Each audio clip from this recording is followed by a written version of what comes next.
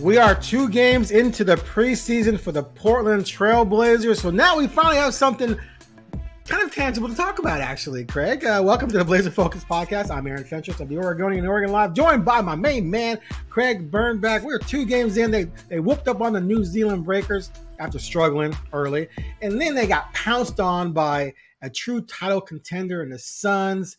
We got a lot of things on our rundown here, but just your initial first impressions of this new look Blazers team. So I will be honest, I'm like most people listening here. I did not see the New Zealand game because it wasn't available on TV. I just saw all the highlights, and highlights always look good. But I also read the ongoing dialogue during the game that did not look so good. I will say, in watching against the Suns, no huge surprises in the sense that Scoot looked athletic, looks like he's going to struggle against taller people like most 6'2" guards in the NBA do. And when the Suns tried for about 10 minutes, it was not pretty. It was not pretty if you're a Blazer fan. Smoke. So I think that maybe if people paid attention that have these high hopes for playoffs, they kind of saw what it's going to look like against very good teams in the NBA. And if you went to the New Zealand game, you could see how it might look against pretty bad NBA teams, which when I mean it's just going to be ugly at times. Right. Things I saw that they're definitely playing faster. They got over, Billups said he wanted to get, across midcourt by 21 with 21 on the clock. They did that consistently. I would say the disappointment is Sharpe has not looked great. I have not seen in the one game I saw, he did not look like he looked super athletic on a couple drives, but didn't look awesome. 2 games in, I'm not going to go crazy, but, obviously I would have liked to see more. And Yusuf Nurkic, when motivated, will play good basketball. That's what I saw. Nurkic went to Jokic. All right. So, okay, let's dive into this Suns game. Just about the Breakers real quick, that New Zealand Breakers. The starters struggled to get a lead. They built one at halftime. I think they were up 9, but didn't even crack 50 points. And then the deep bench guys, a lot of whom are not going to see major minutes, are the ones who pulled away and made it 106-66, right? It wasn't even really the key. They couldn't make a shot, right? That's what happened. They struggled shooting. Billups talked about them being a little, off and maybe out of sync. Okay, that's fine. And, his first game, and they do have a bunch of new players, but, whereas last year they came out and throttled, I can't remember who they played, scored 135 points, whatever. So this game, obviously a better team. It's the Suns. No Bradley Beal, but you had Booker. Eric Gordon, a vet who just lit him up, and then of course Durant. The second, first quarter, Blazers, I think they led 40-37 after the first quarter. They scored or something like that. No defense. No defense for anybody. Nobody was playing anything. Right. So there were good signs in that quarter, and then the second quarter came around, and it was just they just got completely beaten up. I mean, it was clear just how superior the Phoenix Suns were. And I think, that's to be expected, I would think. They shot, and just in that quarter that they won 39-15, the Blazers shot 30%. Scoot was 1 for 6 in that quarter, but finished the game, 8 for 14. So that was his bad quarter. But, we're talking about a team that could win the title versus a team that I think would be it would take a miracle for them to get to 500. So it's to be expected, but I think it just gave fans really a good, a big picture look at just all of the deficiencies this team has, and they're just glaring. Some people who are thinking this team could be a postseason team, I don't know what they're looking at, but we saw a huge gap between what a definite playoff team looks like and where this Blazers team is. Yeah, what they're looking at is nothing because they haven't seen it and they're having dreams. Their dreams of seeing a Scoot at 23 and Sharpe at what they hope is at 23, right? But keep Grant at 29 because he can't age. There's all these things. And also you could see things like Brogdon comes in, and he's an NBA basketball player. Like, he played solid at times against the Suns. And Scoot's, he's super athletic. I mean, let's just say there, why every time you see him play, why he was the third overall pick, why he, the Blazers felt like he's their point guard of the future. And the other thing you notice in the Breakers, the way they got the lead in that first half is Simons was like, "Oh, okay, let's go," and he hit 2 step back threes, and Right. he's clearly the best player on the team. The parts that they don't fit either. I mean, that's the other thing you see is that they have 3 guys that are lead guards, kind of, so they're not, things don't fit. The starting lineups, let's talk about that. He got us, Billups did his thing, right, where he gave us one starting lineup, then he switched it at halftime, then he gave it another one in the first half against the Suns, basically putting Sharpe out of the starting lineup in the first time around, then putting him in. Do you have any more of an idea of where he's going to go come regular season? It's going to be it doesn't matter. It's going to be Thibault. It's going to be Thibault. Last night was an experiment, and Sharpe. We'll talk more about Scoot and Sharpe later, but Sharpe has not looked like an NBA starter at all in these 2 games. It's early, but it's going to be Thibault because Thibault's an adult basketball player. Shaedon's still a kid. He just reminds me of Bambi out there sometimes, right? You can just tell he's just not quite where he should be and doing all the things he should do. And but when he gets the ball, he goes to the basket. He's spectacular. There's no doubt about that. But it's going to be Matisse. Yeah, and I will say when you look at the Ayton, his athleticism, like you gotta love when he gets the ball and he goes down the lane and dunks, and everyone's in the beginning, everyone's like, "This is what we've been missing forever," and then Nurkic comes in and kind of says, "Oh, okay, that's what you want? I'll get 17 on you in 8 minutes or whatever it was." Ayton's athleticism's there. What I worry about with DeAndre Ayton is all the things that you've just talked about, that they're not ready, that these kids don't know how to play.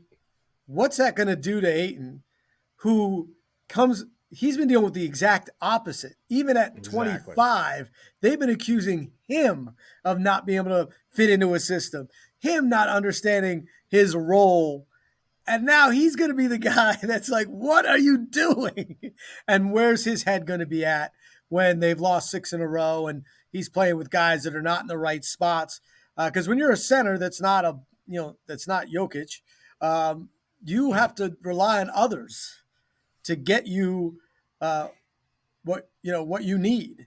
And so I saw a little bit of that, like, what's going to happen when you're 7-footer that is the keystone to this deal in a way, has kids running around, like not knowing what they're doing, and he's waiting. And then especially on defense, the big man always looks bad when the guys are just flying at him free.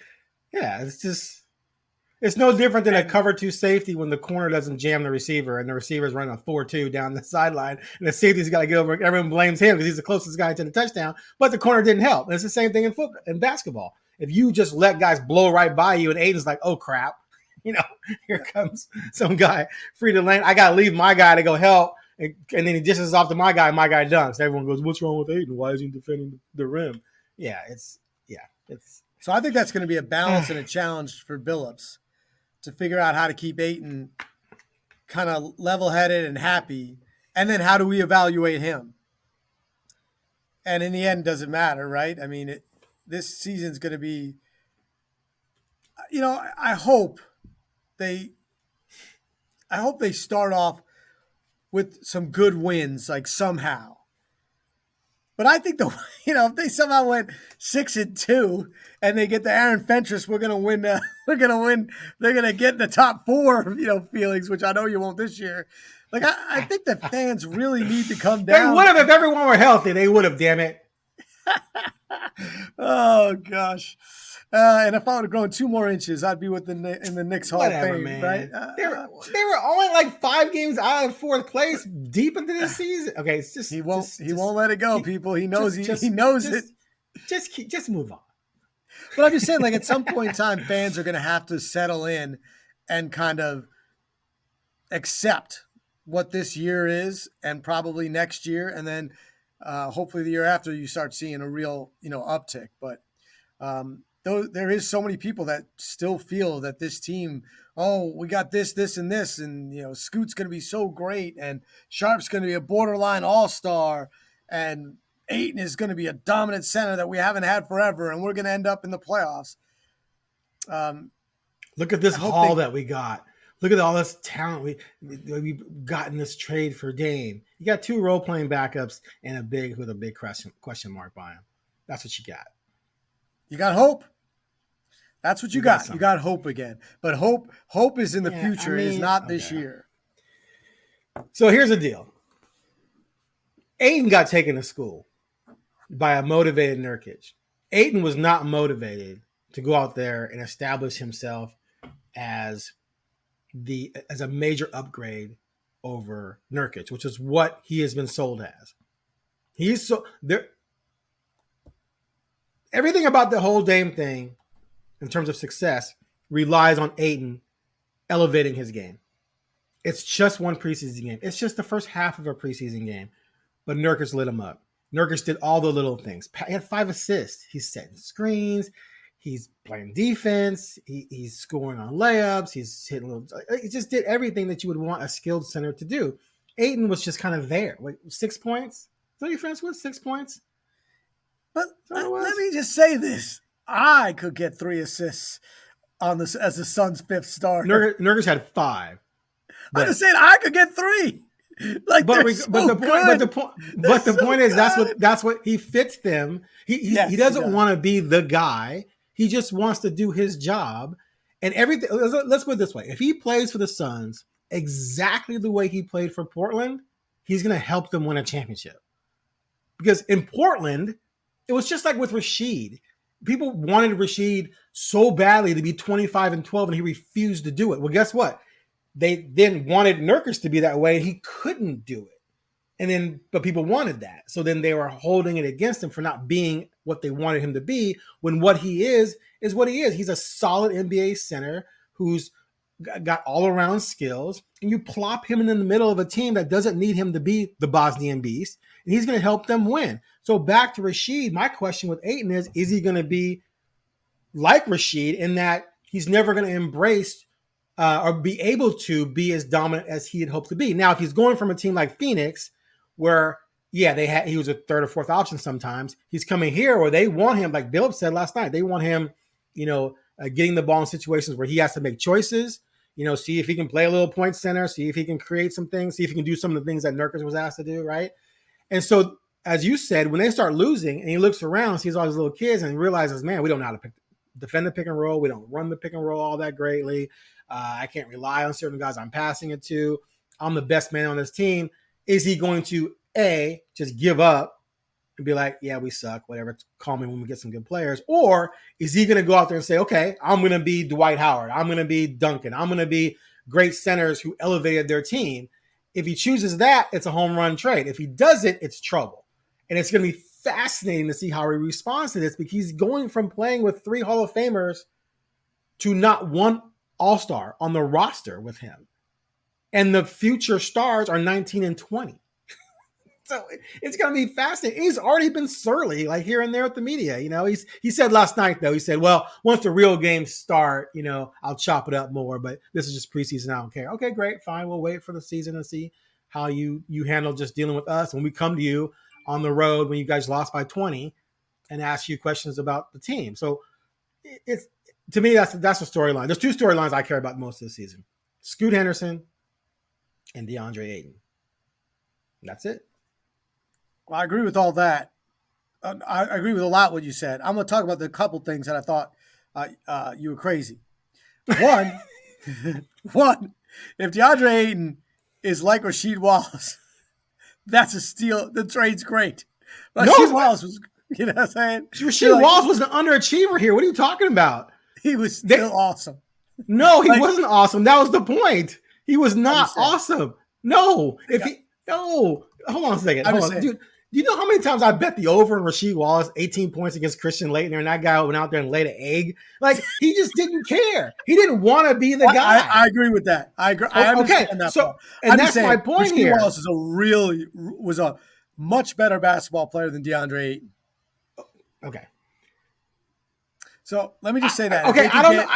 To me, they're the same thing. They're underachieving bigs okay. Ayton allegedly wants more action. So he's going to get it here. But we got to see how he responds to being the focal point of a team without all-stars around him. He's always had 2 or 3 all-stars around him. Now he has 0. So how is he going to respond to truly being the guy on a bad team? Rasheed Wallace was asked to be the guy on what could have been really good teams, and he refused to do it. He was cool being 18-10, 18-9. He was a lot of. He was fine with that. They needed him. No, he didn't hit the weight room to be great. He did play. He didn't get hurt. He was passive, but he was passive. Yes. He was. I'm looking at his numbers right here. It's a joke. 15-7, 14-6, 13-5, 16-7. 19-8. He finally busted his butt that year. 19. So his peak was 19-8. This should have been a 25-12 guy. He should have been a 25-12. Yeah, I don't. He was the first. Dude, he was the first. Is he not one of the first stretch fours? Dude was dropping threes. Right. So in 3 points, he shot 36 in 2001, 2002, 36%, 36%, 33. Like, he has so much talent, but he would go. Dude, I have nightmares of this stuff. Him getting the ball in the post with some stiff on him, who has no chance in hell of guarding him. Either Rasheed goes inside and dunks on him, does a little floater, little hook, spin and fade away, anything he wants on that guy. But no, he's just going to stand there and wait for the guards to run around and give it to Damon or give it to Bond. Like, what are you doing? Dominate. He just didn't want it. Can I say? So he was perfect in Detroit, because in Detroit, they didn't need him to dominate, right? And he was surrounded by what? 3 all-stars. So that's what I'm saying about Deandre dominating. Is he truly going to be dominating? Or is he going to go, oh my God, we're losing and I'm surrounded by little kids. I'm just going to mail it in, which is what he did yesterday. How come he wasn't dominating against his former team in Nurkic? You're playing in Portland against your former team who has the center you were traded for and some parts, and he just destroyed you. How does that happen? Can I just say that I just wanted to do that. I just wanted to get you fired up with the Rasheed. You got me fired up. And so he's going – now they're going to play him again on Monday. So Ayton, go out there in Phoenix on Monday and be dominating. But I'm holding – dude, the first thing he says, I'm dominating. I'm holding to that all season. I just want to say that Rasheed Wallace, no one was more frustrated that he never wanted to play center or even the 4. He was a stretch 4. He wanted to shoot threes. I know his numbers. I just wanted to see Fentress do that, and I knew it was going to work. So let me just get that out there. I don't want to get a bunch of tweets of, Craig, you don't understand. Oh, I do. I just wanted Fentress to go there. I will say this about Nurkic, and I will defend fans because I'm one of them. What bothered me about Nurkic never was necessarily what his ceiling was. It's that he went to the floor so often with his talents because of his head, and that he played well when he was motivated and wanted to, or when Dame yelled at him. That's the parts that that's what was frustrating. You know me, I was like, it's over. He's fine. We know what he is at this point in time. He's going to give you up and down. He's going to, if he plays 35 minutes, he's going to get you 16 and 10. He'll block a shot. He might get 2-3 assists. He'll have too many turnovers, and he'll at times break down on defense. So with the Suns, there's going to be so much accountability. because Kevin Durant don't play. You know what I mean? Like he's not afraid of saying anything to anybody. Um, they have such talent around him that he will know exactly what the expectations are for him every night. And like you said, he has the ability to do all those things. But I don't think it's fair to say people, you know, that Nurkic delivered for Blazer fans or for the team uh, as much as he could have. And we know that the injury was a big deal, no doubt. He didn't come in shape. He wasn't here, wasn't there at times. So that's where it is. I mean, the Ayton thing is fascinating to me. That's why I brought it up in the beginning. I'm with you because this guy's had issues on a great team. What's he going to be like on a great veteran team? What's it going to be like on a young, struggling team when he's the one that Billups is going to look to be the veteran voice? And you don't want someone ever saying, a veteran voice saying, oh, it's just a preseason, I don't really try, or something like that. I'm not saying he said that, but you know what I mean? Like that's not the response. The response might be, you know what? Still getting there, still getting in shape, learning the team. Obviously, we had some moments that were good. I had some moments that were good, but long way to go. Like that's what you want. That's what a veteran says. A veteran doesn't, say that it's about effort and it doesn't matter till the regular season. We all know that. You know what I mean? Like you don't have to tell us that. We just want you to give us, that stabilizing voice where you're not going to show us that you are going to get affected by media or outside noise. Because that said, it won't much matter because wins and losses won't make a difference. But what will make a difference is Ayton a pillar? Right. Is Ayton a pillar? Is he the center in 4 years?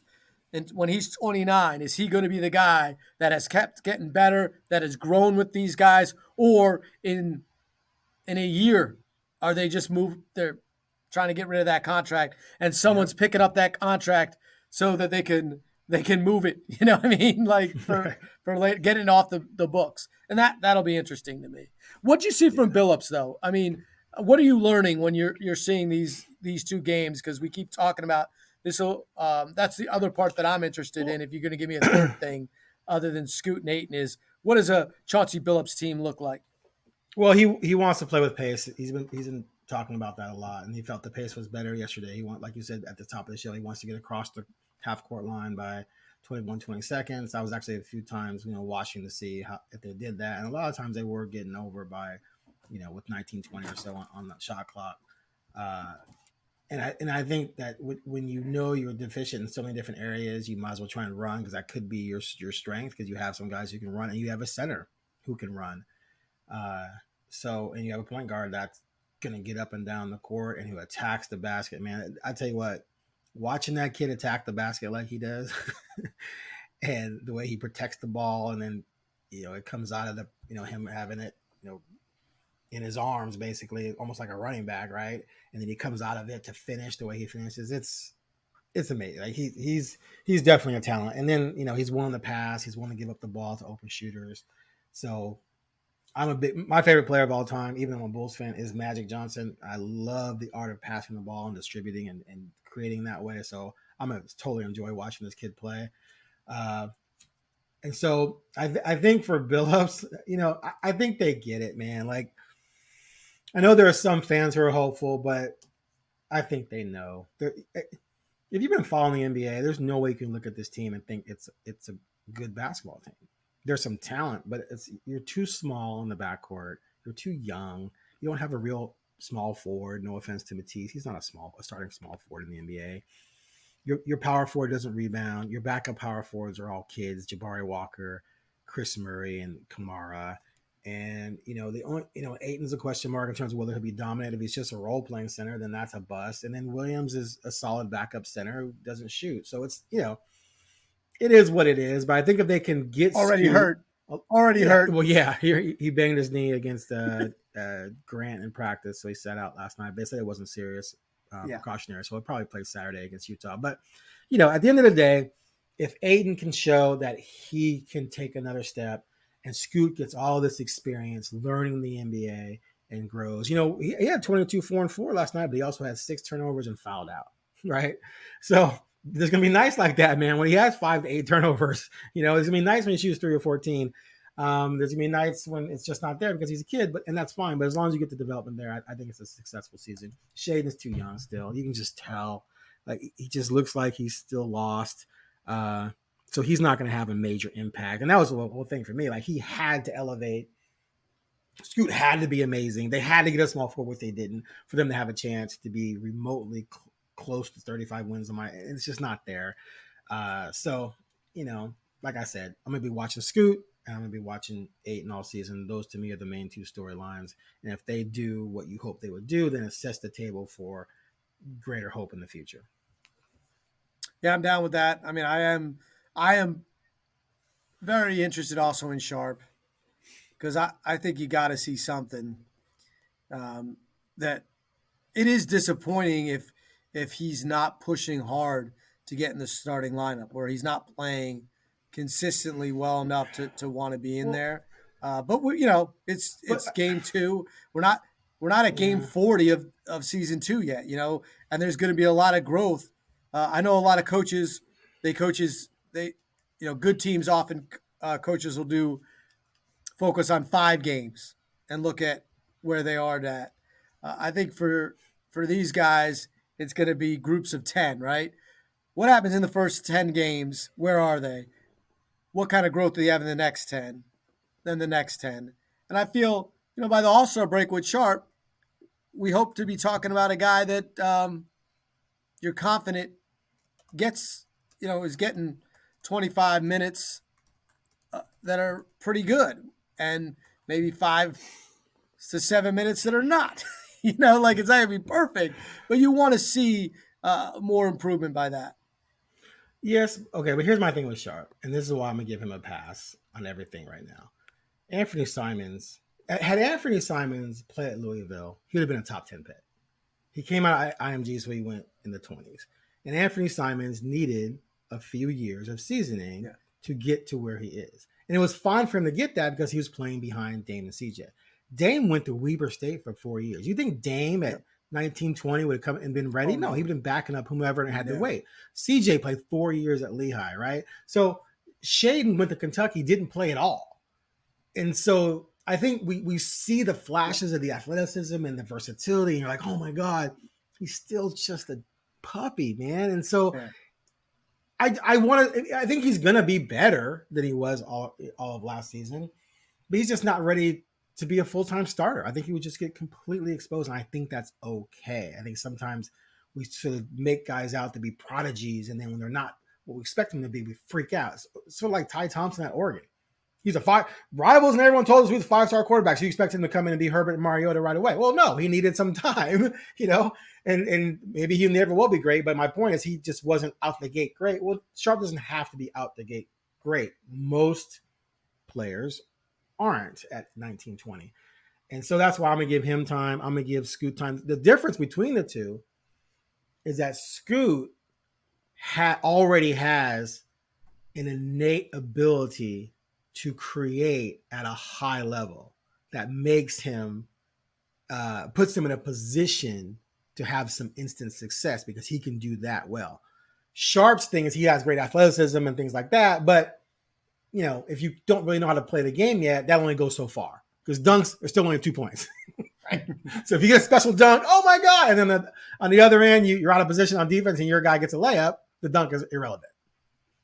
So I'm gonna give him a pass, but that's part of the reason why this team ain't there, and it's also part of the reason why Dame wanted out because Dame knew that Shaedon probably was not as close as maybe some of us thought. At the end of last year, the press conference, exit interview last year, everyone in the media room was acting like because Sharpe had a great 10 games, right? Even though they lost almost every game. And everyone was like Sharpe had to be the starter next year. Sharpe was going to beat out Ant. What are you going to do? And I'm like, what are you guys talking about? Like, Ant is still better than this kid, and it's going to be better. We hope Sharpe makes a leap. But Dame wasn't looking at Sharpe and Scoot and think I'm going to win with these cats. He was looking at them as little kids. And now we're seeing Sharpe is still very much a kid. But I'm going to give him a pass on that because you got to give him time. Yeah, that's very fair. It's just that when you're looking at this team, it's hard not to accelerate the hope. let's just be honest. Because he's the one there. Yeah, and he was picked. He was a lottery pick. Right. But in a fair world, in a fair world, you would never expect him to elevate a team to winning. Look at Detroit. Cade Cunningham didn't elevate them to winning. Look at Houston. They have Jabari Smith and Jalen Green. They didn't elevate to winning. Like young players need time to reach. Most of them. Some come in and dominate right away. I mean, hell, Shaq didn't make the playoffs his first year. Kobe played 15 minutes as a rookie. You know, he shot air balls in the play. Like, you know, so sometimes you just need time to achieve what your abilities are, and I think you'll get there. It's just going to take time, and the Blazers have to accept that. And remember, Simons was not a lottery pick, and we didn't even, covering the team, we forgot he existed for his first 2 years. Yeah, because it was like he's not going to play. We don't, you got CJ, and the team was doing what? And the team was doing winning. What? Of course, exactly, of course. Exactly. So it's easy to forget about him. But now it's not easy to forget about Sharpe because everyone's expecting Sharpe to lead the team to winning, which is one of the reasons why people were like, get rid of Dame because our future's bright with, so it accelerates in your mind what you expect when it's not necessarily realistic. Let's be clear. Dame at 19 wasn't going to play in the NBA at all. Right. CJ at 19 wasn't going to play in the NBA at all. Exactly. When Dame got to the league at 21, his body was nowhere near where Scoot's is. And I'll say that. Scoot! Oh my God! I mean, Scoot, that guy's built. He played running back in high school. That dude is built like a running back. And Dame's body is completely different than when he was a rookie, and he was already a quote unquote grown man, right? Like he was 21, 22. It's just when you're in the NBA and you can concentrate on it. So I look at Scoot, and that's kind of why I look at them differently as well, is because I just look and I'm like, oh, his body's already there. What's it going to be like when he's 22? Like when he's at the age, and when he's at 25, right? If he stays healthy, he's just so strong, so fast, and 19. So you're right. That's all fair. That said, Simons didn't get to play. And once you get to play, expectations are different. That, like you kind of said, like it changes things. And you've got to, if you can't catch up, the NBA is not a forgiving place. You know that if you play and you don't produce, it's not a forgiving place. Not by fans, not by coaches, not by owners. So, I still want to see something. And the mental game, right? That's what he has to pick up. We know he's got the physical tools. He's got to pick up some of the mental game. Scoot has some of that already. Here's what I don't want to hear about it much that we already heard about. Scoot off the ball. I don't care. I don't care. What do you mean? Don't care. Scoot's not going to play off the ball when you're really good. He is a lead guard with the ball. Like you said, you can see it. Magic did not have to play off the ball. There's a reason why you want the ball. But sometimes Magic would go post up. I'm just saying, I don't care. When this guy is a guy that needs the ball in his hand to be great. Dame did too, so that's why the Simons fit is tough, because you're like, when he has the ball in his hands, you're like, wow, that guy's lightning fast. That guy's a playmaker. I don't want him sitting out waiting to spot up and shoot the three. Sure, eventually, every once in a while, he could take every 5 possessions off, right? But I don't care. Let me be clear about that. It's like saying, well, I think Shaq can shoot the three. I don't care. Let the man eat with the ball. That's all I'm saying. That's what he is. Yeah, it's one of those things, Chauncey mentioned. He's like, look, we got Ant, we got Brogdon, guys who can, play point. So sometimes he's going to end up in a situation where he's the 2. And that's fine. And, and it's a good ability to be able to operate as the 2 sometimes when needed, especially when Ant's going to be ball dominant sometimes. And he's a lead guard who needs the ball, even if he's not necessarily the point guard. But yeah, in terms of the bigger picture and the long run, yeah, it's who cares? Whatever. Okay, great. About something, right? And Simon's got to play. Right. So it's until he doesn't, right? He's either going to play here or somewhere else. And he's proven he can play off the ball.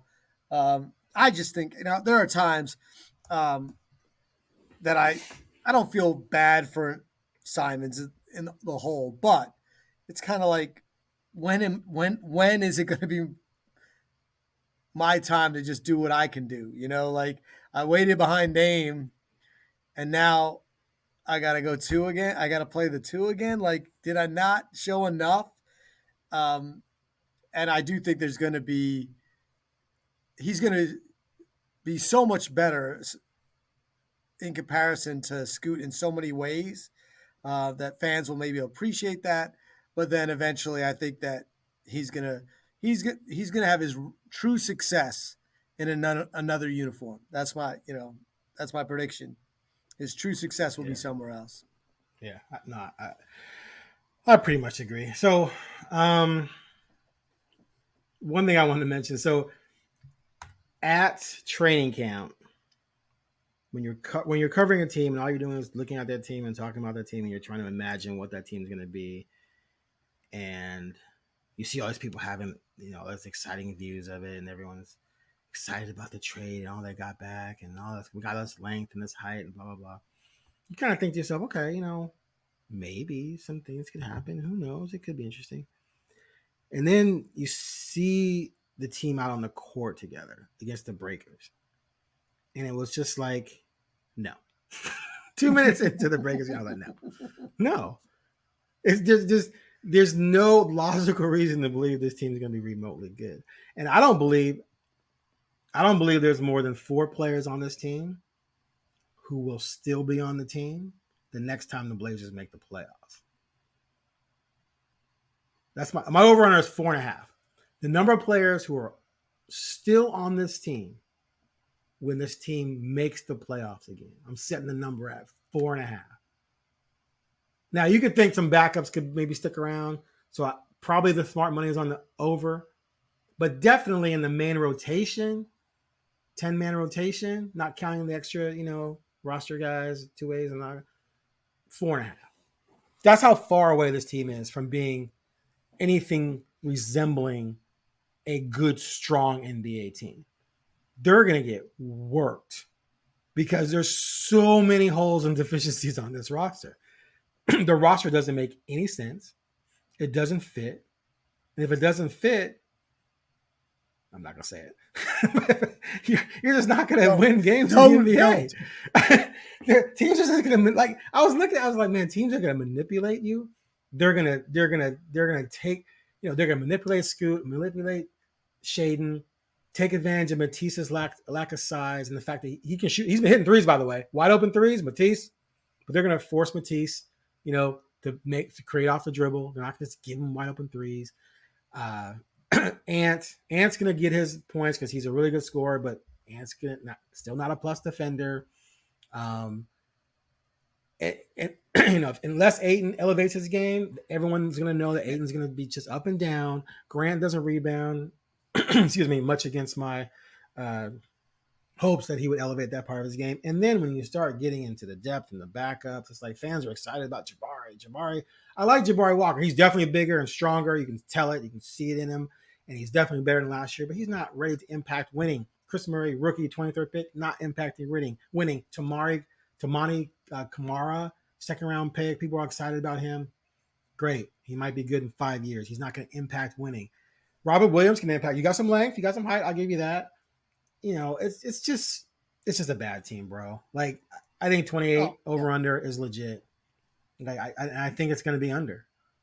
And I think to me, it all depends on it depends on who they're playing at the end of the year. I think when you're under 30, whenever you're under 35 wins as a team, like, as expectation, it all depends. Is Ayton getting shut down? Has Simon's been, shut down or traded at the end? Like, are you going to end 1-9 or are you going to end 4-5?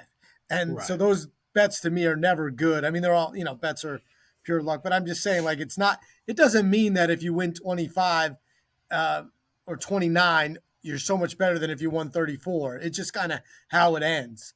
You can just look at the Blazers the last 2 years. They shut down. Right. I mean, that's the thing. They could easily shut it down. I will say the part that always frustrated me is about when people say now we're trading to have a balanced lineup with the Lillard thing. I'm like, in what way? Like I've said, you know how many times I said that you don't have a over and ball over again. Like dominant this shoot team, first point guard. Yeah, yes, you're like right, you do. But I mean, well, that was that's my not gonna make argument you about. better. I don't want to go too far back into the Miami thing, but that's why I didn't care if they got Hero. I just didn't care. Get good players, Right. figure it out because Right. there's no balance on this team now. They don't have any forwards, like again, really at all. They got two centers, one that, I get why people like, oh, what a steal. I'm like, the guy doesn't play. Like if he doesn't play, it's not a steal, right? There's a reason why Boston gave him up because they couldn't depend on him. And they're like, we'll get another guy. Go get a Plumlee.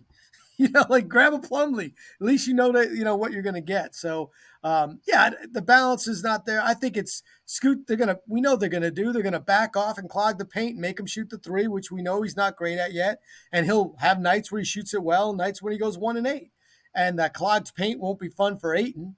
And so he won't be able to do his thing. It's hard to alley-oop when three guys are surrounding you unless you can really get over them. But I do think that there are going to be times when there's three guys on eight and Scoot still does something amazing, throws it up, and they get an alley-oop dunk to Sharpe or Ayton.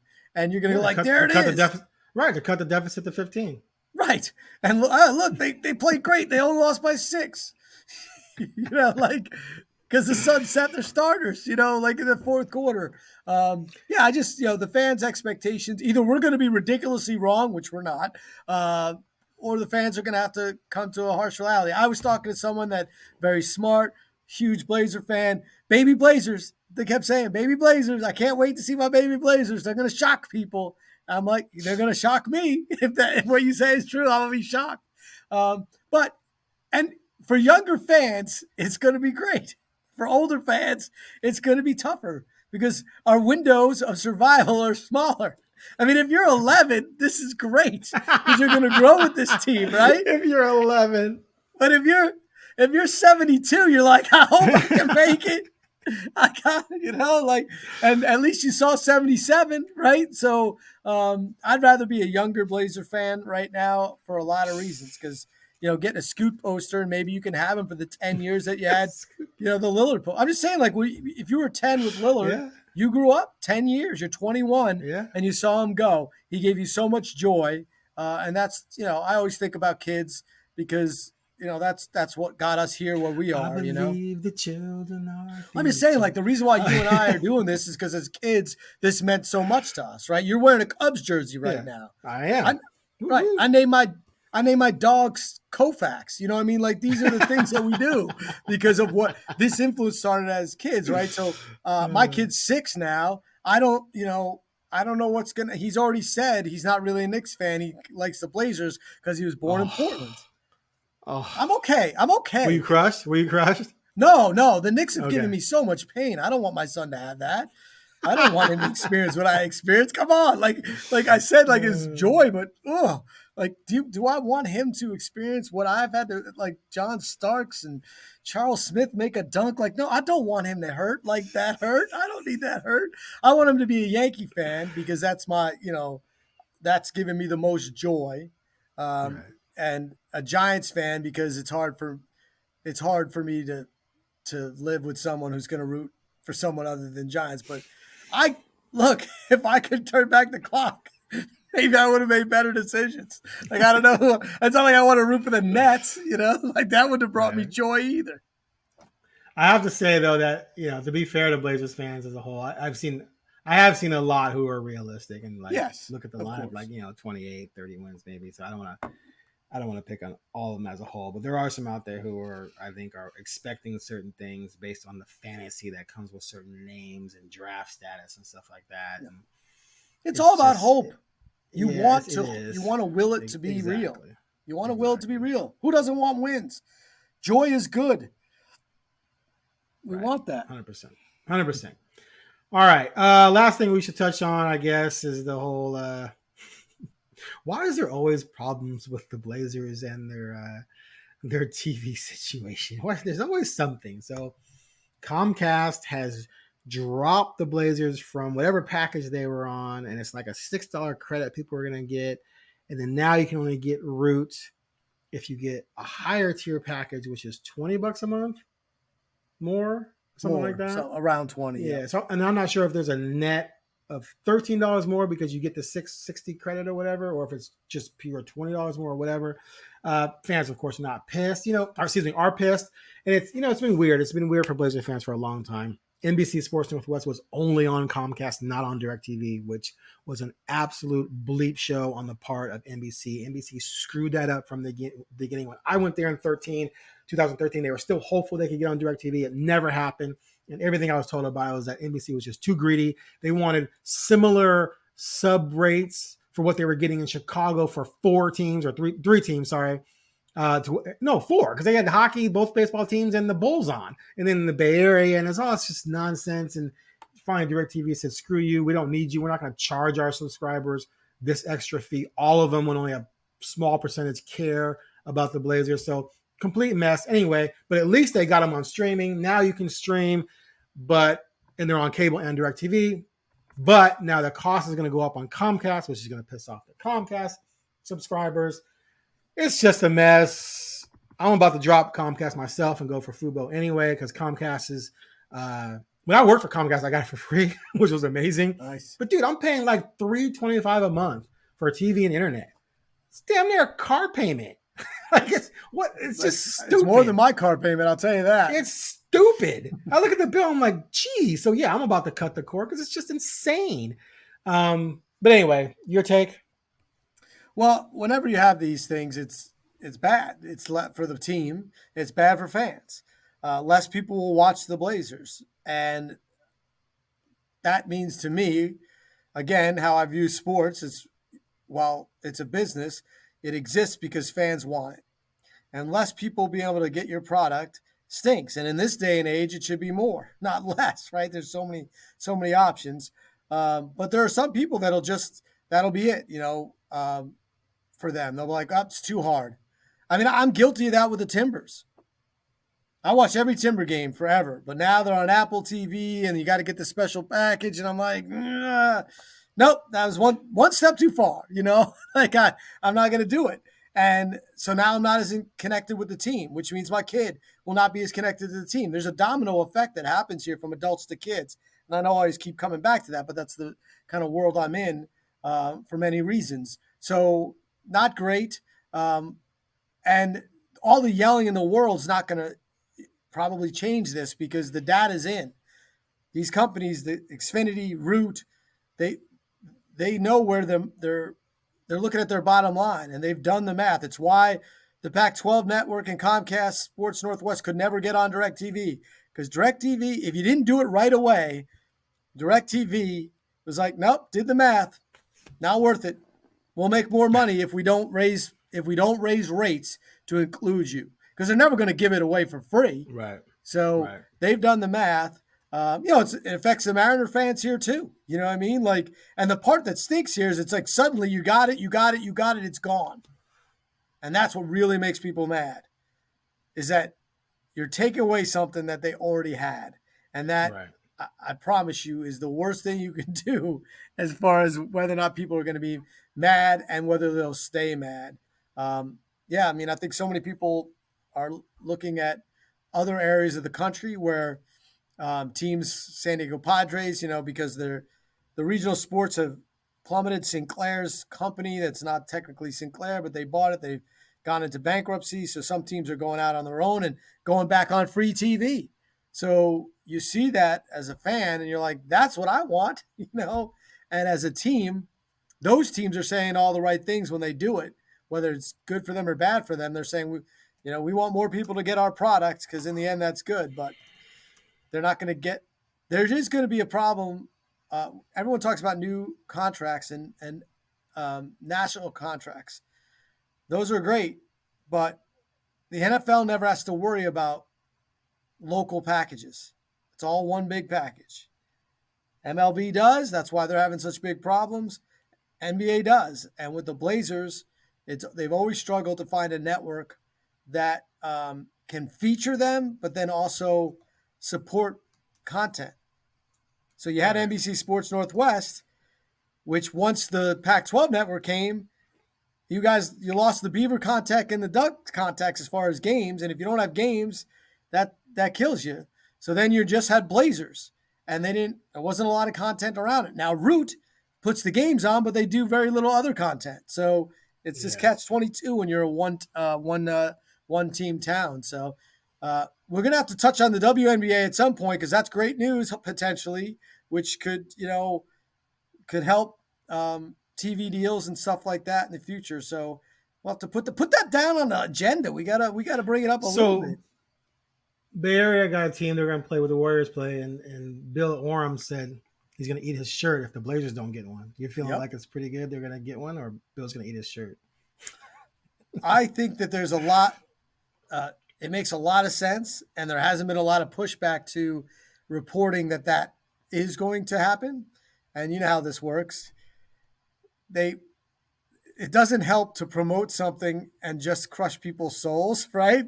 Leagues don't like doing that. So it feels like it makes a lot of sense. And pairing if you're going to put a team in the Bay Area and the Pacific Northwest, having a team in the Pacific Northwest to pair with, it makes a lot of sense, right? So Seattle already has a team. I've always thought since I've lived here that there's support for women's sports that are great. I think the hockey team could make it here. I think a baseball team could make it here. I think there's a limit to how much you can put here. So I'm always like a little bit like, well, I want that, so don't do that, But I think a WNBA team here would be great as long as they have, some kind of partnership. Yeah, there has to be partnership with the arena and the Blazers, because you have to have cross promotion. Bring Sabrina home. Sabrina, yeah. I thought you said the arena, which is true. No. Sabrina's in New York, baby. They ain't giving her up. She's killing it there. So, but yeah, we'll talk about that next time. Sounds good. All right. Blazers play at Utah on Saturday, then at the Suns on Monday, then have a week off until the regular season starts. We will be back early next week to review the next two games. Hopefully we'll see more dominating, but if not, we'll crack on dominating. Anyway, thanks for listening to the Blazer Focus Podcast. Click that subscribe button and leave us a 5-star rating, and we will be back next week.